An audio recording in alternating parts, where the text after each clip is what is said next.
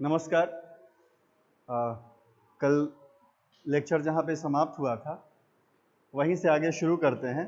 कल हम लोगों ने चर्चा किया था human aspirations and self exploration, यानी कि इंसान की जो इच्छाएं हैं, डिज़ायर्स हैं, उन पे और कैसे अपने सेल्फ को, अपने आत्म को एक्सप्लोर करके, उसकी ठीक ठीक पहचान करके, उसको ठीक से जान के और हम अपनी आकांक्षाओं को पूरा कर सकते हैं।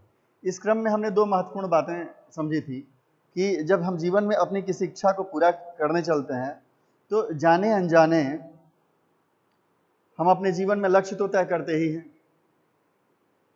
चाहे हमारी आकांक्षा भौतिक ज़रूरतों से संबंधित हो, चाहे हमारी आवश्यकता भावात्मक ज़रूरतों को पूरा करने से संबंधित हो। हम अपने जीवन का लक्ष्य बनाते हैं, कुछ प्रोग्राम सेट करते हैं, कुछ योजनाएं बनाते हैं, लेकिन ये बड़ा महत्वपूर्ण हो जाता है कि इन योजनाओं का आधार क्या है। What are driving forces behind making any kind of program to reach a certain goal or to find some solutions? कोई न कोई योजना तो हम बनाते हैं, तो इसके पहले हमें दो बातों को समझना होगा।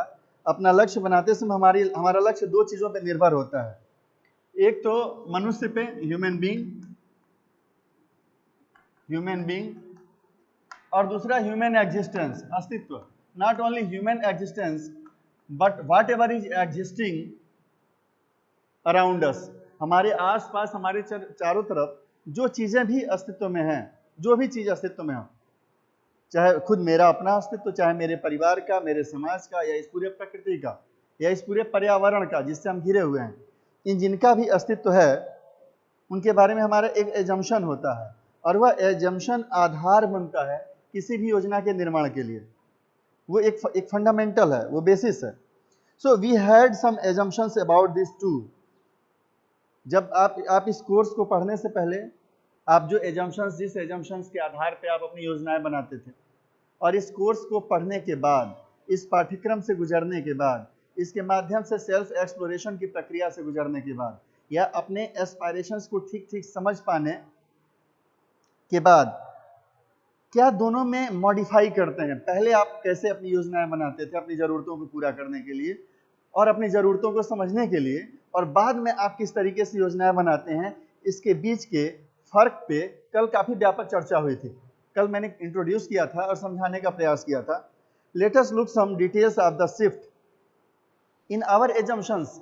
जो हमारी मान्यताएं हैं, हमारे एजम्पशन हैं, इन एजम्पशंस में जो शिफ्ट है, जो पैराडाइम शिफ्ट, एक प्रतिमानात्मक परिवर्तन हो रहा है, उस परिवर्तन पे चर्चा करते हैं थोड़ा सा। तो हम देखें तो पहली बात ये कि हमारा जो एजम्पशन था ह्यूमन बीइंग के बारे में और एग्जिस्टेंस के बारे में, ये क्या था? हम ह्यूमन बीइंग को क्या समझते थे? हम ह्यूमन बीइंग को समझते थे कि ह्यूमन बीइंग का मतलब बॉडी, मनुष्य का मतलब हमको लगता था कि मनुष्य सिर्फ एक शरीर है, एक भौतिक शरीर है।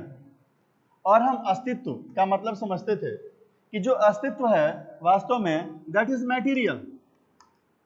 मैटीरियल पदार्थ, क्योंकि हम मानते थे कि जो चीजें हमें दिखाई देती हैं, जिनको हम छू सकते हैं, जिनको हम देख सकते हैं, जिनका हम स्पर्श कर सकते हैं, जिनको हम सुन सकते हैं, जिनका हम स्वाद ले सकते हैं, जिनकी स्मेल ले सकते हैं, इन्हीं चीजों का अस्तित्व है, भौतिक चीजों का अस्तित्व है, और किसी चीज का अस्तित्व नहीं है। ऐसा ह्यूमन वैल्यूज के प्रॉपर कोर्स से गुजरने से पहले हम ऐसा मानते थे या हम ऐसा समझते थे। लेकिन और जब हम ऐसा मानते हुए अपने जीवन का लक्ष्य बनाते थे, किस बात का? दुनिया के हर इंसान की इच्छा होती है, हर इंसान की आकांक्षा होती है कि वो खुश रहे। ये एक बड़ा बेसिक इंटरनल ड्रीवन फोर्स है। Everyone wants to be happy. हर आदमी खुश रहना चाहता है। तो खुश रहेगा तो खुश रहने का कुछ कार्यक्रम तो बनाएगा ही, कुछ पर्पज है। तो हमारे जीवन का पर्पज क्या है? पर्पज वो बनाता था हैप्पीनेस, कि मुझे अपने जीवन में खुश रहना है। अब ये खुशी कहाँ से मिलेगी? तो जो उसके सेंस ऑर्गन्स हैं, इन सेंस ऑर्गन से ही हैप्पीनेस आएगी। किसी चीज को देख के, किसी चीज को छू के, हम खाना टेस्ट करते हैं, अच्छा लगता है, टेस्टी है, वी आर हैप्पी। हमको लगता है कि भोजन का संबंध उसके टेस्ट से है। हम कपड़े देखते हैं और खुश हो जाते हैं, कहते हैं इसका रंग बड़ा अच्छा है। हमको लगता है कि कपड़े का जो असली बात है वो उसके रंग में है या उस कपड़े की क्वालिटी में है। हम सुनते हैं, हम गाना सुनते हैं और हम मस्त हो जाते हैं। हमको लगता है कि खुशी क्या है, गाना सुनना, गाना सुनने की डिवाइसेज, इंस्ट्रूमेंट्स, या ऐसे पार्टीज में पार्टिसिपेट करना जहां संगीत बज रहा हो और हम खुश हो जाएंगे। तो यह खुशबू, हम परफ्यूम छिड़कते हैं, वाह what a beautiful smell, what a nice smell, fragrance, खुश हो जाते हैं। ये हमारी दशा होती है। इस तरीके से हमारी जो योजना है हैप्पीनेस की, हैप्पी होने की, that is through happiness through sensation.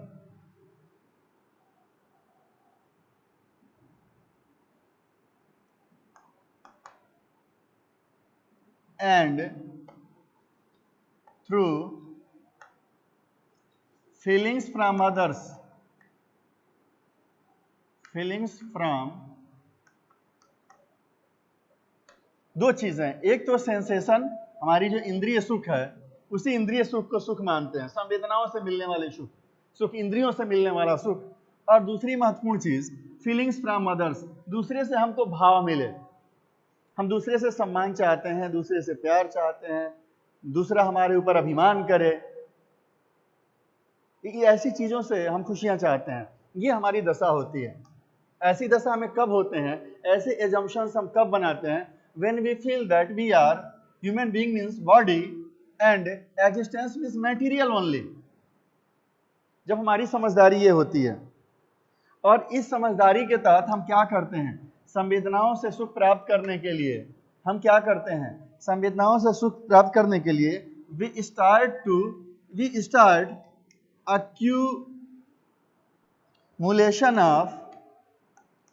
accumulation of physical facilities,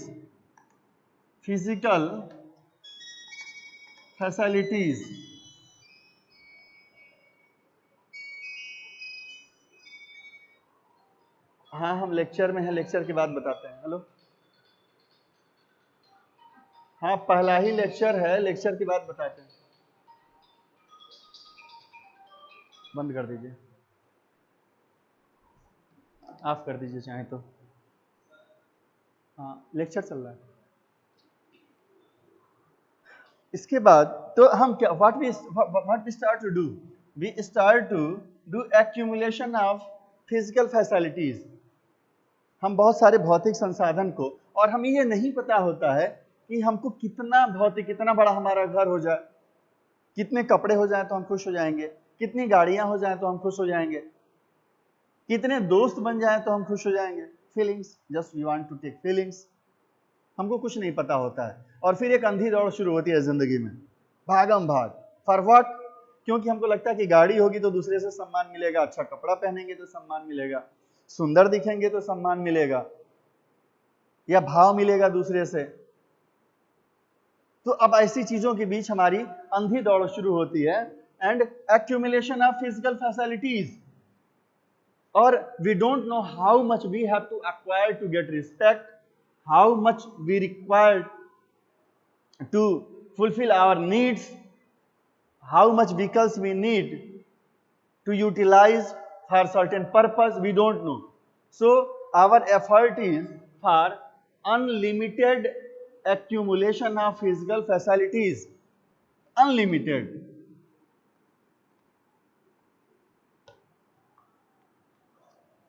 असीमित चीजों को हम इकट्ठा करना शुरू करते हैं और फिर हमारा जीवन उसी में लिप्त हो जाता है, हमारा जीवन उसी में लिप्त हो जाता है।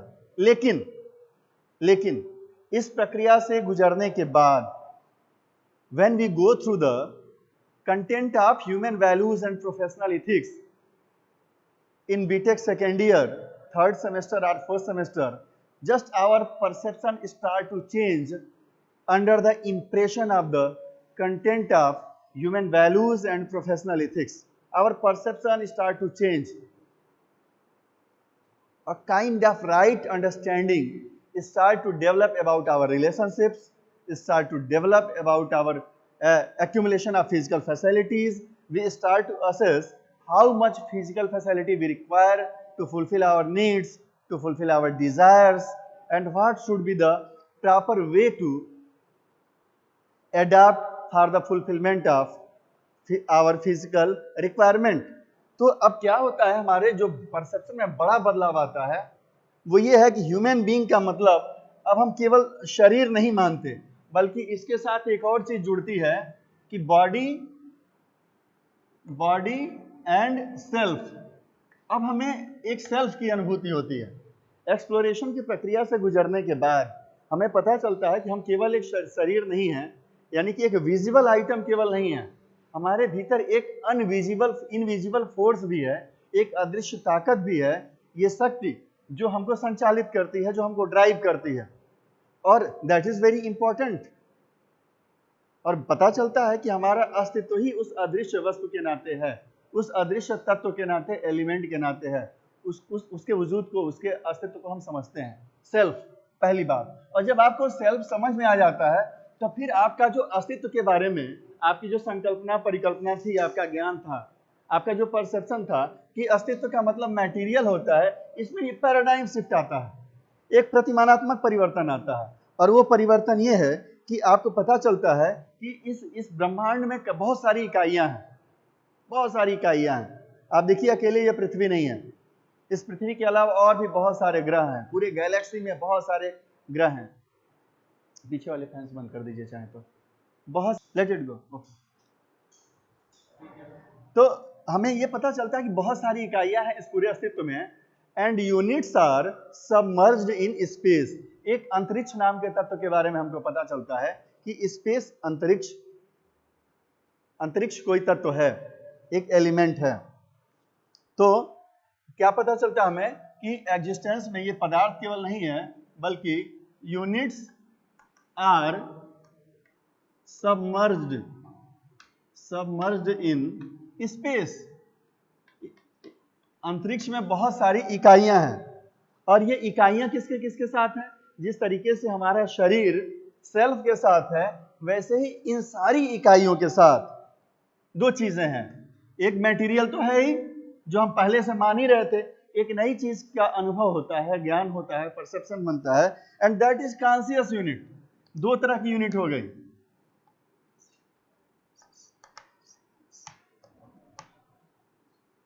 कॉन्शियस यूनिट यानी कि चैतन्य। पदार्थ के अलावा चैतन्य भी एक इकाई है, और ये दोनों इकाइयां स्पेस में सबमर्ज्ड हैं, उसमें डूबी हुई हैं, उससे घिरी हुई हैं, उससे भीगी हुई हैं। तीन बातें, उससे डूबी हुई हैं, उससे घिरी हुई हैं, यानी उसके भीतर भी स्पेस है, उसके बाहर भी स्पेस है, खुद उसमें, उसकी हर परत पे स्पेस है, चारों तरफ स्पेस है, वो स्पेस में ही है। तो स्पेस के अंदर जो पदार्थ है, पदार्थ में चैतन्य और पदार्थ, ये दोनों एग्जिस्ट कर रहे हैं, यानी कि एक जो चीज इसमें ऐड होती है, दैट इज कॉन्शियसनेस। आप खुद सोचिए कि आप क्या केवल एक शरीर हैं, क्या आपके भीतर एक चेतना नहीं है? और अगर आप सिर्फ एक शरीर होते तो मुर्दा भी बोलता, एक मरा हुआ आदमी, एक शव चलता। फिर कोई ना कोई ऐसा तत्व है जो शव से बाहर हुआ है, और जो ऑर्गेनाइज्ड बॉडी थी वो डिसऑर्गेनाइज होनी शुरू हो जाती है। क्या आपका शरीर अपने मन से चलता है? क्या आप नींद में चलते हैं? नहीं चलते। तो कोई न कोई इनविजिबल अदृश्य शक्ति आपके भीतर है, एक सत्ता है, एक एग्जिस्टेंस है, एक अस्तित्व है, जो आपको संचालित करती है।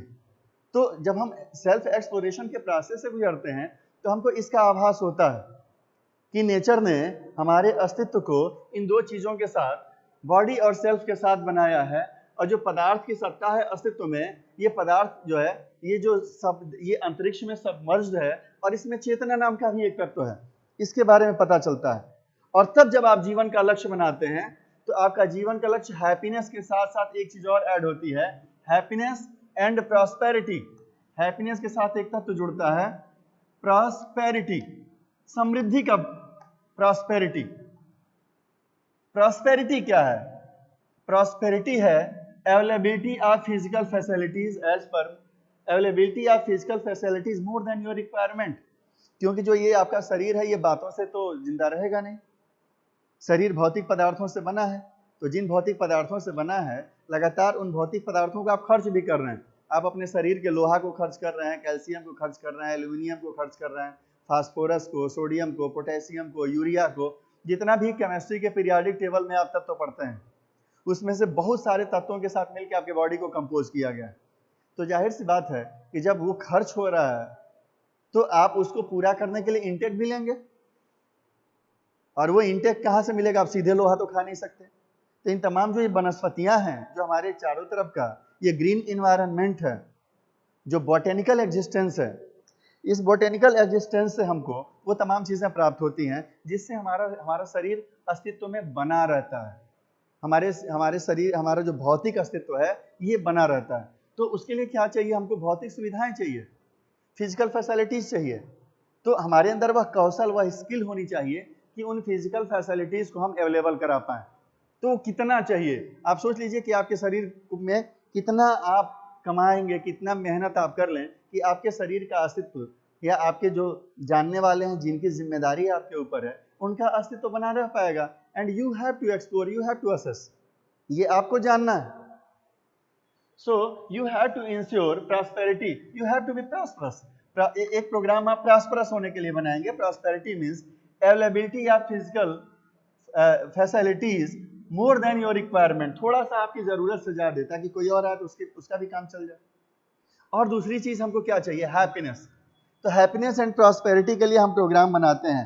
हैप्पीनेस का मतलब being in the state of harmony, यानी कि व्यवस्था में जीना, यही खुशी है। Being in the state of liking, आप जिस हालात में जीना चाहते हैं आपको उस हालात में जीने का अवसर मिले। जिन दशाओं में जीना चाहते हैं, जिनके साथ जीना चाहते हैं, जिन परिस्थितियों में जीना चाहते हैं, अगर वो सब कुछ बना रहता है, that then you are happy. और ये तभी बना रहेगा इस पूरे ब्रह्मांड की व्यवस्था में, इस पूरे विश्व या अस्तित्व की व्यवस्था में। ये तभी पॉसिबल है जब जो ऑर्डर है, चाहे वो इंडिविजुअल के, आपके खुद के लेवल पे का कोई मन में द्वंद्व ना हो, लेट इट गो, आपके स्वयं के अंदर कोई द्वंद्व ना हो, परिवार में, समाज में कहीं झगड़े ना हो, या प्रकृति के स्तर पे कोई उथल पुथल ना हो रही हो। In that case only you will be happy. तो आपकी जो भागीदारी है इस पूरी व्यवस्था में, ये भागीदारी बड़ी व्यवस्थापूर्ण, समझदारीपूर्ण होनी चाहिए। बड़ी व्यवस्था में आपकी जो भागीदारी है, यही आपका मूल्य तय करेगी, यही आपका ह्यूमन वैल्यू तय करेगी।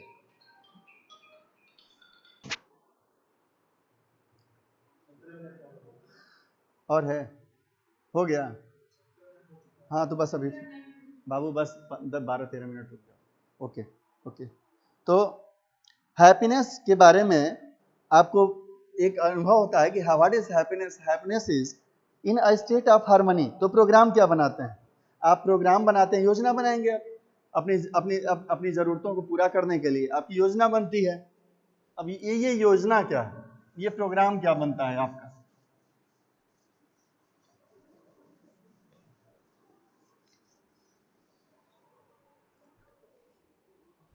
आपकी योजना बनती है to understand and to live in harmony, कि हम बड़ी समझदारी के साथ अपनी समझदारी को हम विकसित करेंगे और हार्मनी में रहेंगे। किसके साथ? चारों लेवल पे, स्वयं में, परिवार में, समाज में और अस्तित्व में। सारे इस पूरे ब्रह्मांड के जो एक एक तत्व के साथ हम व्यवस्था पूर्वक जीने का प्रयास करेंगे। और जाहिर सी बात है, आप जिसके साथ व्यवस्था पूर्वक जीना चाहते हैं, निश्चित रूप से बिना उसको समझे आप उसके साथ नहीं जी सकते। आप खुद को समझे बिना, अपने आप को समझे बिना आप कैसे अपने आप जैसे आप हैं वैसे आप जी पाएंगे? अपने परिवार में, अपने संबंध और संबंधों में भाव को समझे बिना, फीलिंग्स को समझे बिना कैसे परिवार में आप खुशी पूर्वक जी पाएंगे? या फिर यही दशा समाज के लिए भी है, और यही इस पूरे अस्तित्व के लिए है। बिना किसी को समझे, without right understanding, you can not lead a very happy life. You cannot lead. That is not possible. So all of us have to understand ourselves, our family, our society, and entire existence, entire nature. तो ये एक बड़ा बदलाव हमारे भीतर आता है इस सिलेबस से, इस कोर्स से गुजरने के बाद। तो एजम्पशन हमारा ह्यूमन बीइंग, मैंने क्या बताया? ह्यूमन बीइंग बराबर नॉट ओनली बॉडी। पहले परसेप्शन था कि वो शरीर है। ह्यूमन वैल्यू के कंटेंट से गुजरने के बाद पता चला कि शरीर नहीं, शरीर के साथ आत्म नाम का एक तत्व जुड़ा हुआ है। फिर अस्तित्व के बारे में हम सोचते थे कि अस्तित्व सिर्फ पदार्थ है। बाद में पता चला कि no, there are not only material units but units are submerged in space, और यूनिट में कॉन्शियस इकाई भी है, एक चेतना भी है पदार्थ के साथ। ये बात हमको बाद में पता चली जब हम इस कंटेंट से गुजरे। फिर हमारा उद्देश्य क्या है? पहले हमारा उद्देश्य था हम खुश रहें, और हमको लगता था कि तमाम भौतिक संसाधनों का को इकट्ठा कर लेंगे तो हम खुश हो जाएंगे। लेकिन बाद में पता चला कि हम केवल शरीर अगर होते तो भौतिक संसाधनों से हमारी जरूरत पूरी हो जाती। लेकिन और अगर शरीर है भी तो हमारे शरीर को कितनी जरूरत है ये हम असेसमेंट नहीं करते थे, इस पे ध्यान भी नहीं देते थे। बाद में पता चला कि हमारे अस्तित्व के लिए तो बहुत ज्यादा, जितना रिसोर्स के लिए हम सुबह से शाम तक पागल रहते हैं चीजों को इकट्ठा करने के लिए, उसकी जरूरत तो है ही नहीं। तो क्यों हम इतना मेहनत करते हैं? क्यों ऐसी चीजों को इकट्ठा करते हैं? क्यों हमको 50 कपड़े चाहिए? क्यों 10 गाड़ियां चाहिए? क्यों बहुत बड़ा घर चाहिए? हमारे शरीर को इतने की तो आवश्यकता ही नहीं है, तो जीवन व्यर्थ क्यों करना? तो हम अपने शरीर और उसकी जरूरतों को समझ पाते हैं, अपने फिजिकल नीड को समझ पाते हैं, उसके साथ हमारे जो आत्म की जरूरत है, ये नई बात पता चलती है कि जो सेल्फ है उसकी भी कुछ नीड्स हैं। उसको फीलिंग्स चाहिए, उसको भाव चाहिए, अनुभूति चाहिए, भावनाएं चाहिए। तो सेंसेशन से आगे निकलना पड़ेगा हमको। संवेदनाओं से काम नहीं चलेगा, संवेदनाओं से खुशियां नहीं आएंगी। सो हम लगातार, what is our program, what is our purpose, how we observe a paradigm shift in the purpose of our life is, now we do not need only happiness, but we need continuous happiness and prosperity. And what is happiness? Happiness is to be in state of harmony. व्यवस्था में जीना ही खुशी है। किसके साथ व्यवस्था में? अपने आप, अपने परिवार, अपने समाज और इस पूरे प्रकृति के साथ। योजना क्या बनती है? पहले योजना थी accumulation of physical facilities unlimited, and after change we make planning. First we try to understand and to live in harmony at all 4 levels. अब हमारी योजना है कि चारों स्तर पे हम हार्मनी के साथ रहेंगे। इसके बाद तो शिफ्ट के बाद UHV 1 का जो फोकस था, UHV 1 फोकस करता है to initiate the process of self exploration. अपने अस्तित्व को, यानी कि अपने सेल्फ और बॉडी को समझने के लिए पहली जो जरूरी चीज है, जिससे हम गुजर चुके हैं दूसरे, तीसरे और चौथे सेमेस्टर में, वो है सेल्फ एक्सप्लोरेशन की प्रक्रिया, आत्मान्वेषण की प्रक्रिया। उससे हम गुजरे और हम समझे कि हमारा सेल्फ क्या है। इसके बाद the realization that human being is coexistence of self and body.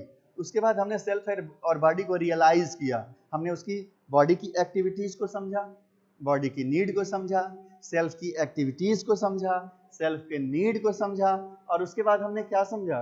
हमने समझा coexistence of self and body, coexistence of material and consciousness. चेतना और भौतिक अस्तित्व को के सामंजस्य को, सह अस्तित्व को समझा। समझ में आया कि अस्तित्व का मतलब सह अस्तित्व होता है। शरीर किसका सह अस्तित्व? शरीर और चेतना का सह अस्तित्व।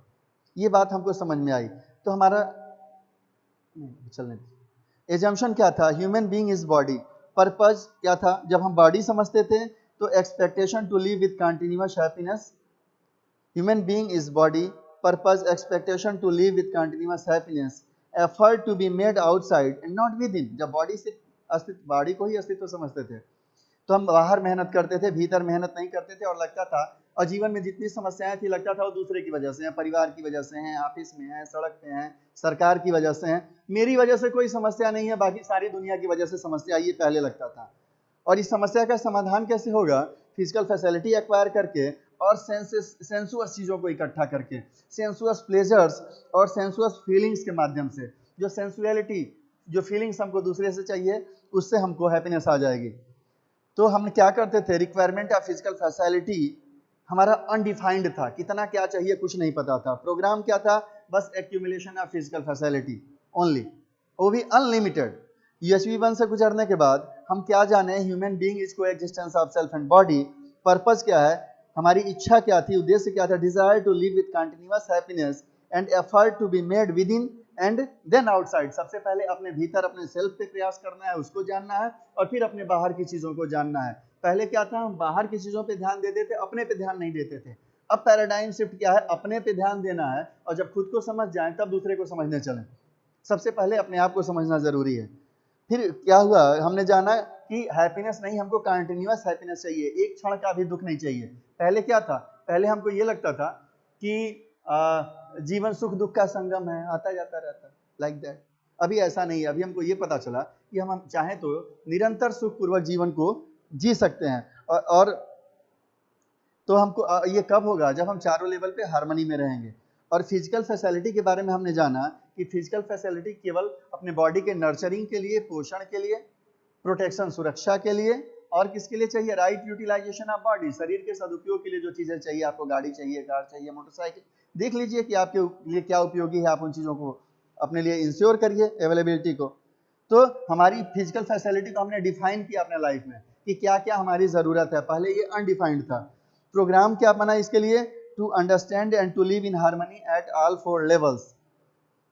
तो इस तरीके से शिफ्ट हुआ एजम्पशन आई एम फिजिकल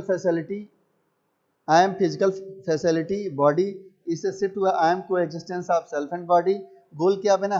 पहले गोल था happiness through physical facility and sensation, अब गोल क्या है? Happiness and prosperity continuous. Program की पहले क्या था? Getting favourable sensation, accumulation of physical facility, अब क्या है? Right understanding, relationship and physical facilities. तो फॉलोइंग मस्ट हैपेंड। कंक्लूड कैसे करते हैं? You have concluded that this content about the existential reality is relevant for you. आपने ये जाना कि आपके अस्तित्व से, आपकी जो यथार्थ वास्तविकताएं हैं जिंदगी की, उसके लिए आपको ये पता चला कि ये कंटेंट बहुत जरूरी है। और इसके आधार पे आप इस कंटेंट को ठीक ठीक समझे। तो आपने जाना कि आपको सबसे पहले सेल्फ पे काम करना है, उसके बाद से आप अपने हैप्पीनेस और अनहैप्पीनेस के लिए खुद जिम्मेदार हैं। Yourself is responsible for your happiness and unhappiness. The other are the situations are only a triggering point. तीसरी बात, you are able to see that you are the coexistence of self and body, while most of the effort you may have been making are for fulfilling the needs of the body. You desire to further understand the coexistence of the self with the body and live accordingly. You are able to see that the whole existence is not just material. आप देख पा रहे हैं अब इतना कुछ सुनने के बाद कि जो संपूर्ण अस्तित्व है वो केवल एक पदार्थ नहीं है उसके साथ, बल्कि ये पदार्थ it is submerged in the space, unit is submerged in space and unit is comprises with material and consciousness. इतना कुछ आप देख पा रहे हैं, सुन पा रहे हैं, समझ पा रहे हैं, और यही आपका पिछले वाले लेक्चर का उद्देश्य था, आपको समझाना। इसके बाद उसके आगे बढ़ते हुए अब हम यूएसबीसी, यूनिवर्सल ह्यूमन वैल्यूज बिहेवियर के कंसर्न में समझने का प्रयास करेंगे। Thank you very much.